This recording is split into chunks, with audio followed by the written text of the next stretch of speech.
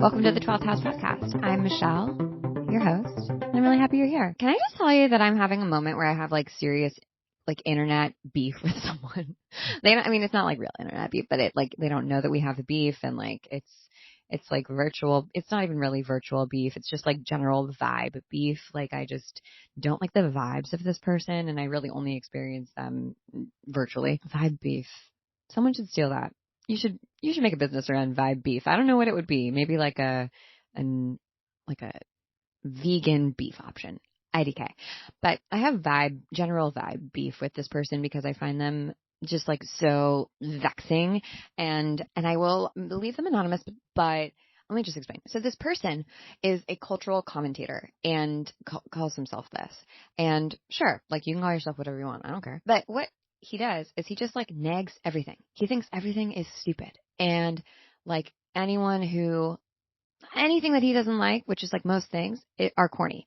In particular, things that are popular that other people like, he hates. And he does not have a single nice thing to say. It's like everything that he says is negative. Like, that's stupid. That's corny. That's lame. Make fun of those people because they're fucking nerds. Blah, blah, blah, blah. This guy has like a pretty big following. And I like noticed it, and now I can't stop noticing it, and it frustrates me to no end. Probably because, I can tend to be a pretty judgmental person. I don't know if you can relate, but, I'm like an optimistic skeptic. I'm a skeptic by nature. And I think like on one end of my spectrum, when I'm like very out of balance, I'm like very judgmental, and I'm very closed off to new experiences or things. And I don't trust anyone or anything. And on the other end, I'm open to lots of experiences and people and blah, blah, blah, blah, blah. But this guy in particular, this cultural commentator, my vibe beef with him is that not liking things is not a personality. It's not a fucking personality, Like you can't build your whole persona. You can't build your whole identity on just like being the person that doesn't like things. Like that is so boring. Get a personality, And it makes me think about something that I hear a lot, and like, granted, I've totally been there, where hating things does kind of become your personality. Like you're defined by what you don't like and what you don't stand for rather than what you do like and what you do stand for. And that's so limiting, right? It's also like boring. And I feel like we see this a lot, actually, especially in wellness and well-being with social media, with honestly like technology and, development in this realm, in the virtual realm. How many times have you heard someone say, oh yeah, I hate Instagram, but it's like a necessary evil? Well, shit, man, if you relate to your social media presence as a necessary evil, then I can guarantee you, one, that you're not going to have a good time. You're straight up not going to have a good time. And second, two, it's probably not going to do very well. Also, I just fundamentally don't understand why you would do something that you don't enjoy. We only get so much time to breathe this air, to be in these bodies. Like, why would you spend any time doing things that you don't love, that don't like feel nourishing and exciting to you? I don't get it. But I can recognize feeling like trapped, right? Like you have to do this thing. You have to be on Instagram. You have to be on TikTok or else, and you hate it. And like almost feeling like because you're sort of pushed up against a corner, feeling like, this is the only thing that you can use in order to get traction or to get in front of people, that it almost makes you resent it more. And if that's working for you and you're like down with that and you want to maintain that perspective, truly no judgment, like go off. If that works for you, then that works for you. Amazing. Great. But I would venture to say that a lot of people who listen to this podcast are probably similar to me, and it does not work for them to like be in that like sort of negativity spiral all the time. I'm just like, I hate this. I'm dragging my feet doing this. This is the worst. It literally feels evil. In which case I would say, perhaps we can have a vibe shift and reframe how we use these tools. And I think it's also like we're in general, what I'm hearing is we're just getting a little bored with being haters, like I'm bored hating, and it's not interesting anymore to hate Instagram. It's not interesting anymore to like poo-poo technology. It's not interesting anymore, honestly, when I hear someone say, I'm not interested in Web3. I think it's so stupid. I'm like, wow, that is that is like so many things, but it's very privileged. it's very privileged to say that, because Web3 honestly is trying to rebuild a new world. It's very modeled after abolition in a way, where instead of trying to revise a broken system, abolition asks us to imagine a brand new system, a brand new world.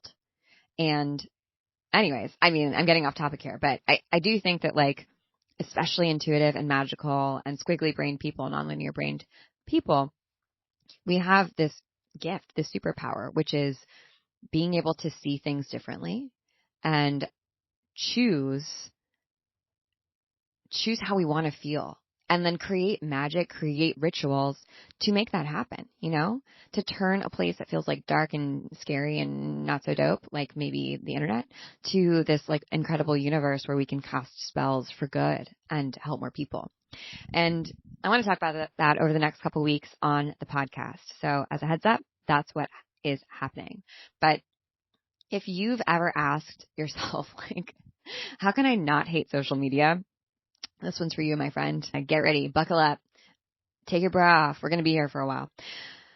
So I think that the key to not hating social media, and the reason that most people hate social media, is because they have to reduce themselves down to this fake, weird shell of who they actually are. And of course, when we become vulnerable by putting ourselves, a part of us, out there on the internet, we also are afraid of the kickback that we might face, the pushback that we might face, getting canceled, getting judged, whatever might happen.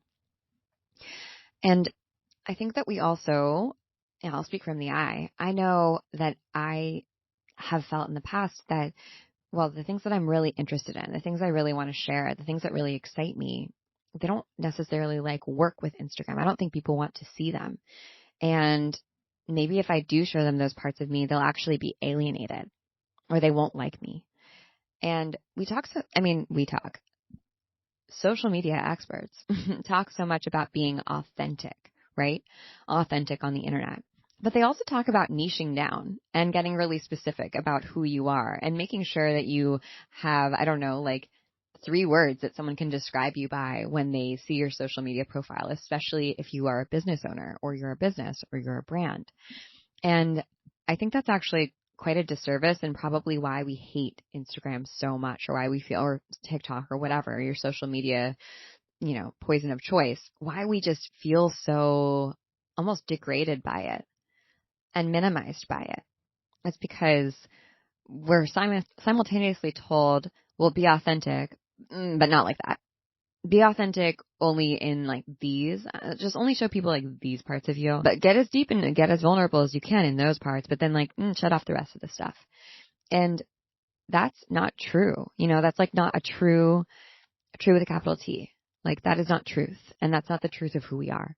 And I think if you're listening to this podcast, then you probably have a message to share with people. And you might not know what that message is yet, but all parts of you are necessary to share that message.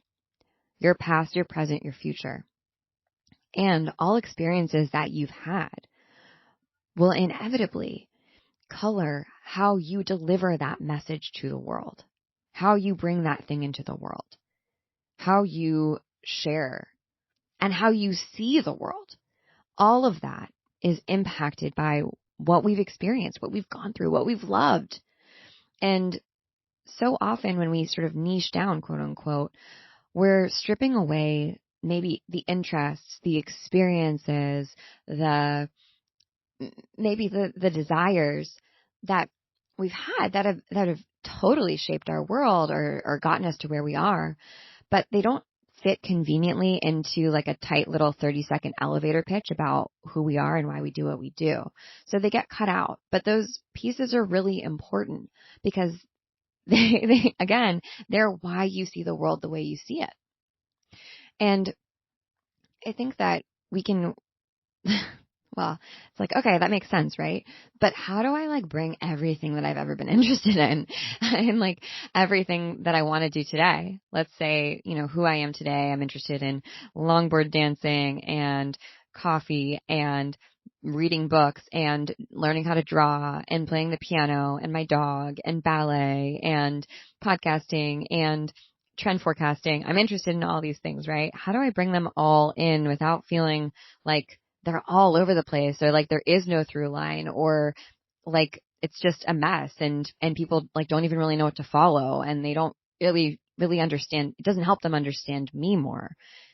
And I think that's where something called your unique intersection comes in. Now, if you had a highlighter, I would say highlight unique intersection, because it's going to be what we talk about for the rest of this episode.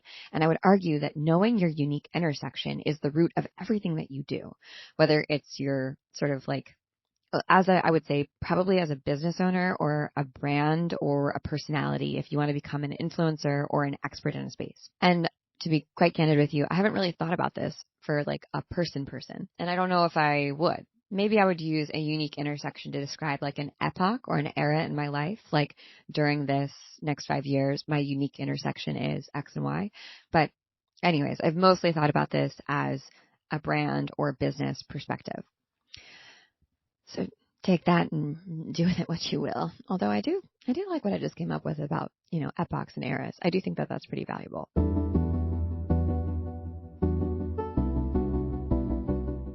So a unique intersection is a place where you actually take two disparate ideas and you stand in the center of them. And what connects them, what unites them, what they have in common is you. So often we feel trapped or held back from taking the next step in the work that we want to do, in the business we want to create, in some idea that we want to execute on, because we're worried that we're going to have, we're going to get bored with it. Like especially squiggly brained people, especially nonlinear thinkers, especially people who are collapsed timelines, right? Who are used to moving pretty quickly through many eras in their lives. We have this fear that, well, if I hitch my wagon to this concept, then I'm going to be stuck talking about this for the rest of my life. And what if I think it's boring in 2 years? And can you imagine what will happen then? I'll have worked myself into this niche that I'm not interested in, that doesn't excite me, that is so boring. But it's like the only thing I can do. It's like it's a prison of your own making, right? And so instead of getting started, we say, well, I don't want to be connected to that forever, even though we're not like that hasn't happened yet. We're just like, supposing into the future. Well, I don't want to be stuck like talking about that forever. So I'm just not going to do it, because what if I change my mind and I end up not liking that thing in 2 years or 3 years or 5 years or 10 years? Okay, fine. I understand. I'm a squiggly brained ADHD person. My attention is literally a ping pong. My interests bounce around all the time, constantly. I get it. And that is stupid. Because when you find a unique intersection, instead of it making you niche down, it actually opens you up. It's like having a tether or a foundation that sort of ties you to the earth, but allows you this giant slack, this gigantic cord that allows you to unravel out into outer space freely, to explore.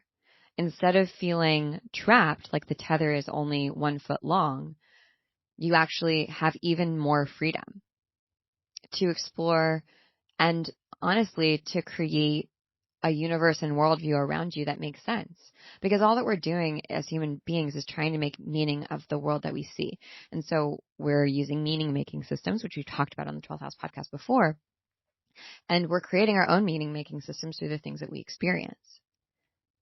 And when we create meaning-making systems, we do this unconsciously most of the time. We're sort of like adding to our encyclopedic knowledge of like things I understand, how life works, what things are, what is true. And of course we do that through real life experiences. We do that through culture. That's why culture is so important. So art, movies, internet, all these things, they give us potential perspectives or opportunities to experience something that we wouldn't experience firsthand in our own lives, that help us craft our worldview and our meaning-making systems and make sense of the world. And then, of course, like our spirituality, our relationship to spirit and the beyond and whatever else we see, magic, intuition, all that stuff. All of these things, and I would say also like your past life, not to get so like out there, but your past life experiences, your past life knowledge also comes in to help you understand the world that you see. And when we can craft this worldview, when we can be conscientious of it, we start to see how every little thing that we do, every hobby, every interest, every experience gets folded in and makes up that worldview. It makes sense when you plug it in. It's like everything has a place. And I think that there's this weird fear about being too all over the place or being flighty or whatever. If you like lots of different things, if you jump from concept to concept or idea to idea, when really, like, no, that's not necessarily true. You know, your many interests make you interesting and they also help you understand the world in a more robust way, not just through one lens, but through many lenses. And when we find our unique intersection between two disparate ideas, that's our anchor point. And from there, we have this freedom to explore all these other places, all these other, inputs, and basically run them through this unique intersection lens, or apply them to this unique intersection lens. That basically means that you've created a worldview because of your unique interests and experiences, which include things that, don't quote unquote make sense together, but they do make sense together because it's gotten you to this point. Reducing ourselves down to just a couple words on social media or like a niche is so harmful because it doesn't give us space to say, here's all my life experience that's added up to me feeling the way that I feel or understanding what I understand about this concept or this idea or what's happening in the world. And that's necessary. That's so important, especially if we want to have compassion for each other, especially if we want to change people's minds. We need to show our humanity and see other people's humanity. And I'll give you some examples of unique intersections because also, by the way, when you find your unique intersection, you immediately become a contributor. I wouldn't say expert necessarily. You can become an expert, but when you stand at a unique intersection, that usually means that there's not very many other people there standing on the corner of the intersection with you, especially if you take two concepts that seem like they might not have anything in common. That means that it's going to be easier for you to be heard, to be seen, because it's a less crowded space. So if you have a business or you're thinking of starting a business, then that's something to potentially think about. And I think that this also comes into play when we're thinking about intuition, witchcraft, spirituality, all the stuff that we talk about at Holisticism.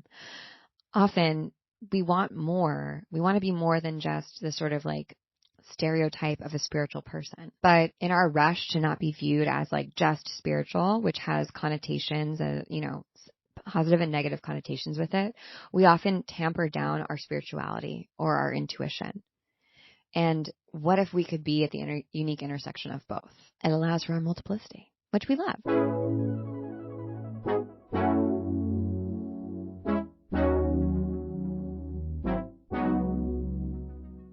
So let's examine a couple of unique intersections. For example, Holisticism's unique intersection is business and intuition or spirituality. So we, look at business from that space, from that perspective. And anything that has to do with businesses and anything that has to do with well-being and spirituality and witchcraft, all of these concepts, intuition, that's all fair game for me to talk about. But we also talk about a lot of other things beyond that, right? Because also in business, we probably are going to look at things like mindset. We're going to look at things like products and creation. We're going to look at marketing and content. And then on the other side of my unique intersection is my intuition, my magic, my witchcraft, my spell work. And there's so much to talk about there, from lineage to actual practices to how to do these things, to how to integrate them, to the lessons that are there that we can learn. And from there, I have so much that I can make and I can create. But there's also so much that when I have another interest that pops up for me, say longboard dancing, I can make it work, right? I can make it work in, through the lens of my unique intersection. If I'm talking about it on social media, sharing it with my friends or my followers, how might I express that? Well, intuition and spirituality for me and from my perspective is like so much of finding yourself and finding joy and finding freedom. And when I'm longboard dancing, I'm like, that's exactly how it feels. It feels amazing. And I'm not very good. And so I need to like really flex my failure tolerance muscle and get okay failing and falling. And from my, business perspective, that's necessary. You cannot get to success without having failures. So if we're afraid to fail, then we're never going to succeed. It sounds so stupid, but when you make a sale, well, even if you have a 10% conversion rate, that means 9 out of 10 times someone says no to you. No, I don't want to buy that thing. But once every 10 times, someone says, okay, yeah, I will. Sure. So that doesn't mean, that I shouldn't go out and sell things. It just means that I got to be okay getting no's. Because, I just have to talk to more people. That's how I increase my sales, right? So I can totally talk about failure tolerance and skateboarding. I can also, talk about joy, especially if I'm bringing joy into my business, because that's what intuition tells me. Intuition frees me to do. Then, bang, bang, boom, right? That's my unique intersection. So once I've got that, I really can make almost anything that I'm truly interested in apply to it. Let's look at a couple other examples of unique intersections. I love this account, Kardashian Colloquium. It's run by this woman, MJ Corey, who's a therapist and who's also a media criticism, expert, I would say, or she studies media criticism and media critique. And she also, obviously, based on the name, is really interested in studying the Kardashians, but I would say more globally, like reality TV and influencers. So her unique intersection is media studies and criticism, reading like Baudrillard, referencing Baudrillard, and the Kardashians, and really what modern media, like reality TV, Instagram, social, these platforms that we're all on, how they tell us more about our humanity, and really how they tell us about things like our power struggle, our relationship to community and each other, and our relationship to technology. And this person, oh my God, she's made some insane, amazing content, and she has so many different things that she could talk about. She could talk about her therapy practice and how it relates to media, because of course, when we're taking in culture, things like movies, TV, Instagram influencers, that impacts our self-concept. And philosophy and metaphysics and media criticism often are rolled up into one. The same people are talking about them, or people who we would call philosophers were media critics. Baudrillard's a good example. That also tells us a lot about our humanity and our self-concept, right? So she has all of these different inputs. She's a queer woman, so sometimes she talks about queerness and how that shows up in media, and also the relationship in the role of internet and TV, and even in the Kardashians and their queerness. From her unique intersection, she might get bored with the Kardashians at some point. She probably will. But she doesn't have to throw away this entire platform that she's created. She can continue to grow it and grow it and grow it, and sort of extend the branches or the fingers of what her content talks about and reaches, as long as the roots are here at that unique intersection of media criticism studies and reality TV, influencers, new media. So my goal for you is to find your unique intersection to concepts that feel disparate, or they might even be oppositional, or they have absolutely just nothing in common, and figuring out what is your unique perspective there. Because that's the other thing that comes with unique intersection. Our thesis, our meaning-making system. And sometimes to understand our meaning-making system, we have to almost reverse engineer it. And we have to think about describing why we believe what we believe to a complete and total stranger. In fact, someone who's maybe not from this planet. Using language that you'd how would you describe to an alien what you believe and why? And maybe you've never done this before. You've never really thought about, well, why do I think that when I put positive pictures or positive words out into the world that more positivity gets created? What about me believes that? Or where did I learn that? Or how do I know that to be true? Where's my evidence for that?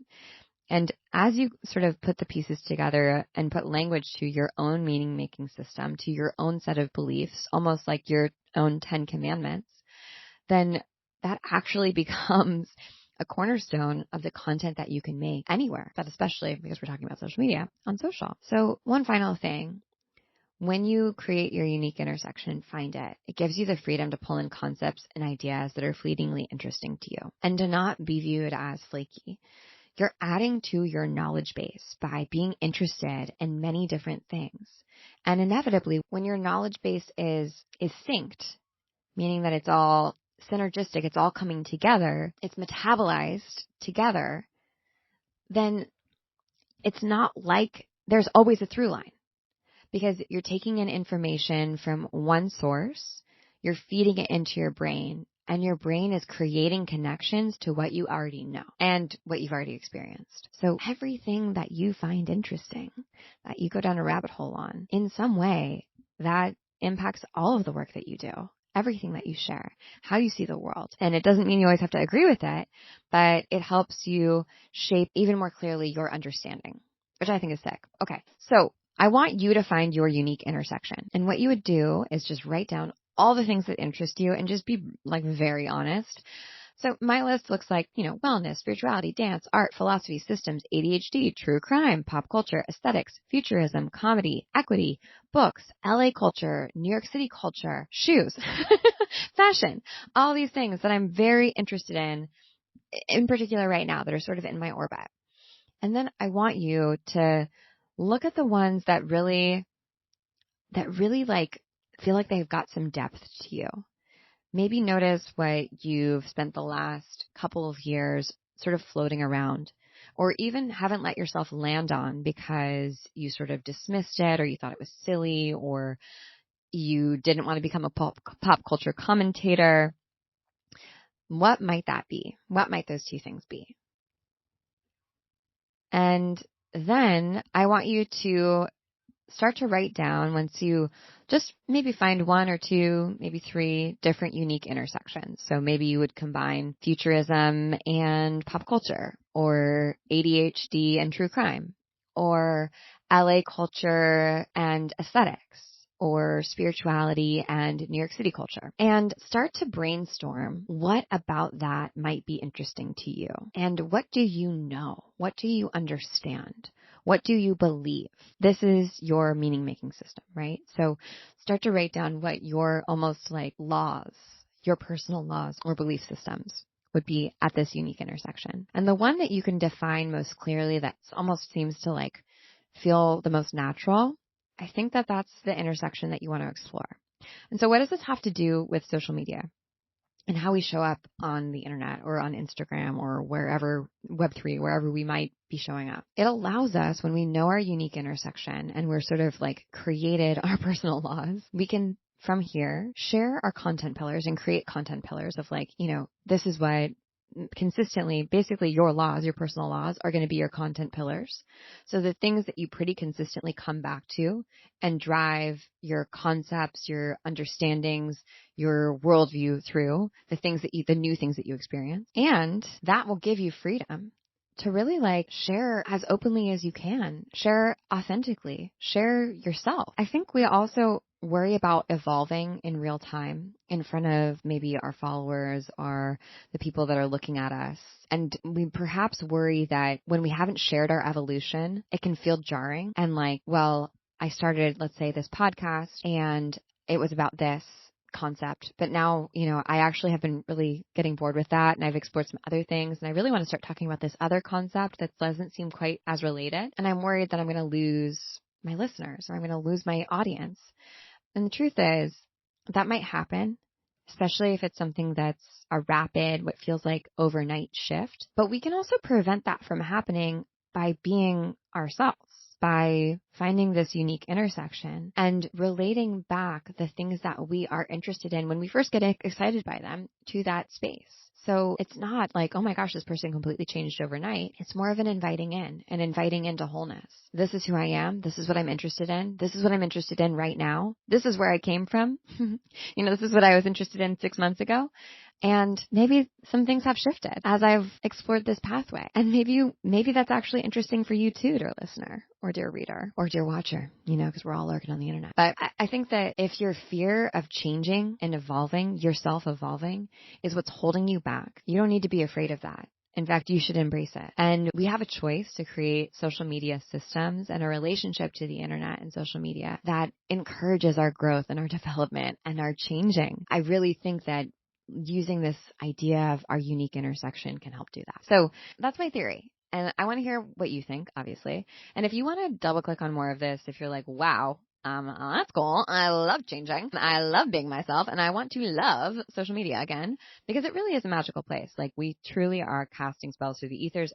NFTs, like, don't even get me started on how NFTs are literally digital spells, and they're amazing, and I want to make some for you. But our digital altars class is actually happening soon. Our doors are opening very soon for that class, and it's a 4-day intensive class, quick and dirty, on building your digital altar and casting social media spells.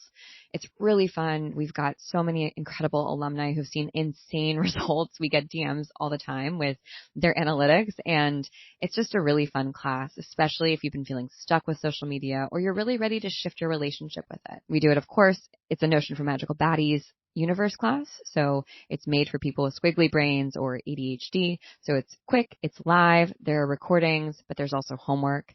And if you complete your homework, you get $50 in your bank account, which is really cool. So I'll put the link in the show notes to sign up for the wait list, and the doors will open next week, just as a heads up, because these classes are live. We have to cap them at a certain number of people. So if you've been dying to take this class, definitely get yourself in there. That's all I have for you. We have some special announcements coming at Holisticism soon, but I love to hear from you. So let me know if this resonated. Pop over to Holisticism on Instagram and let us know what you think.